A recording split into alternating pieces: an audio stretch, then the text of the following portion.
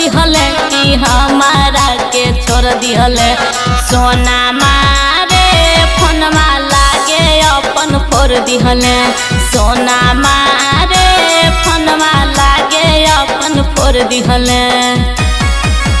मिलते दूसर लड़की हमारा के छोड़ दिहले कि नाता हमसे तोड़ दिहले।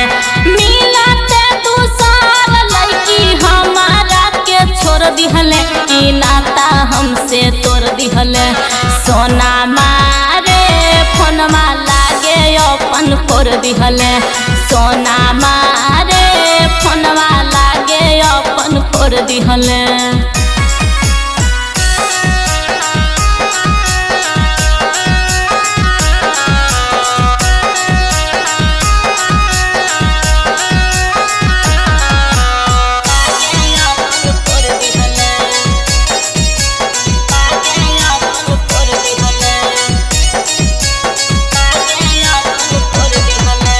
जब जब फोनमा हम करियो सोनामा फोनमा बंदे बताब हो।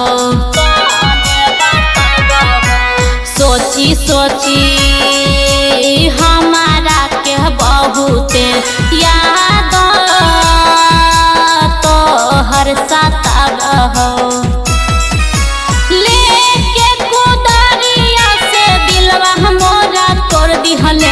हमारा के छोड़ दिहले लेके कुदारिया से दिलवा मोरा तोड़ दिहले कि हमारा के छोड़ दिहले।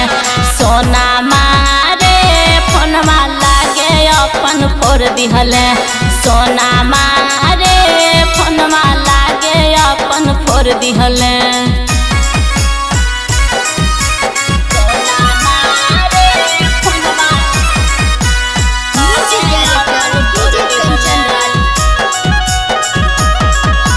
राइटर सनी भोलुई काते कोइले रे एतना कठोर कब से भइले रे।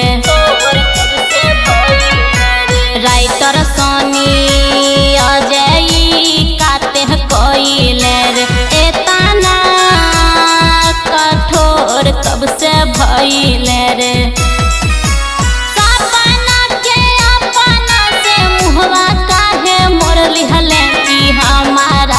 छोड़ दिहले सपना के अपना से मुहवा काहे मोर लिहले कि हमारा के छोड़ दिहले। सोना मारे फोनमा लागे अपन फोड़ दिहले।